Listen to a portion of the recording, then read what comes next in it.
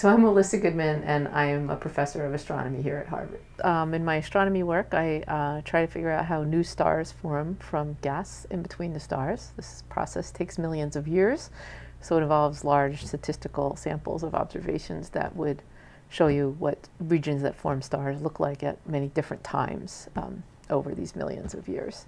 And you look around the galaxy and you look at other galaxies to try to figure that out. I also do a lot of work on data visualization, so I teach courses here about data visualization.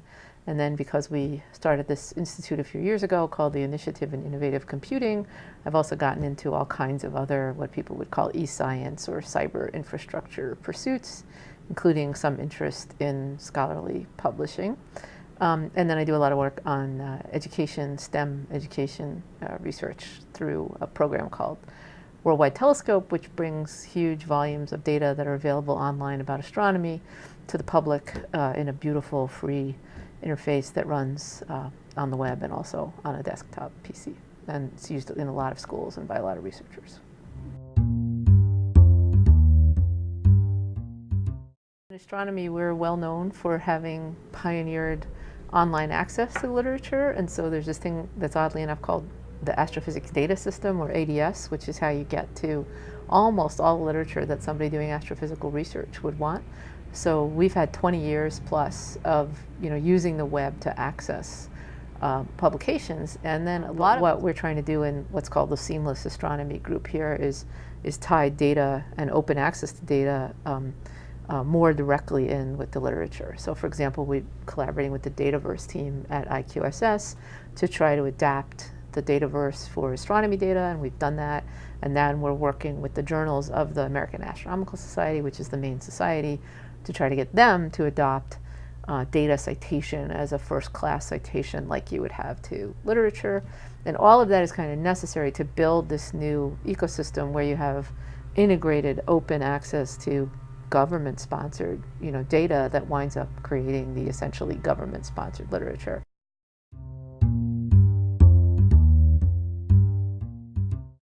Well, I think in my field, at places like Harvard and other big U.S. institutions, we're very lucky, and we may complain about all the clicks that it takes to get to any particular paper, but we pretty much can get to it.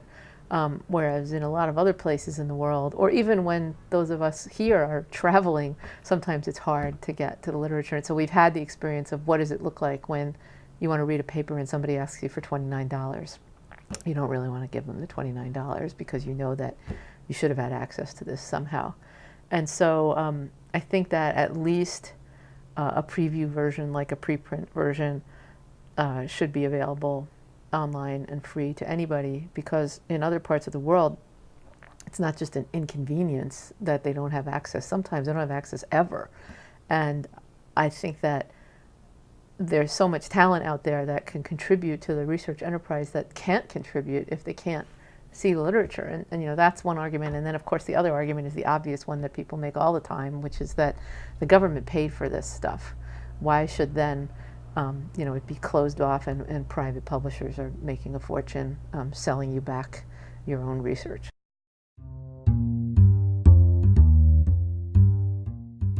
In the last maybe 5 years, even people in astronomy, which even though we have ADS, is kind of a backwater from a kind of cutting edge alternative metrics and tweeting your results and that kind of thing field, people have become aware that there are other ways to publish information other than traditional journals.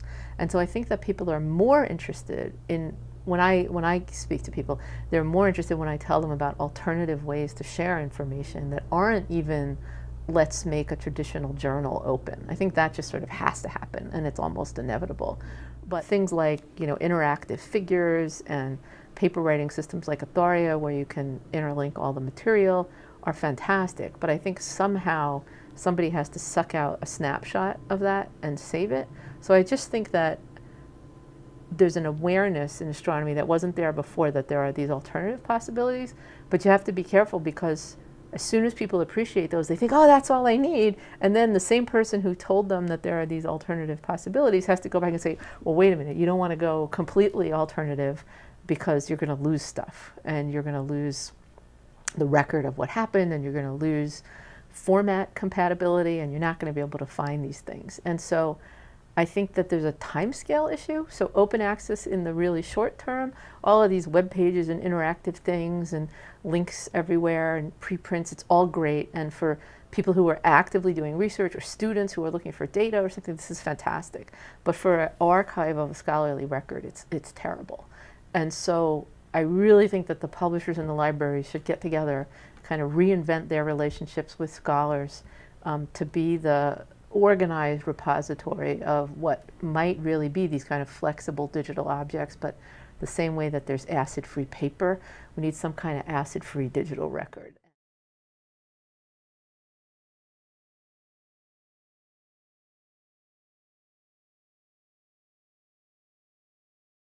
This video was produced by the Office for Scholarly Communication, a program of the Harvard Library.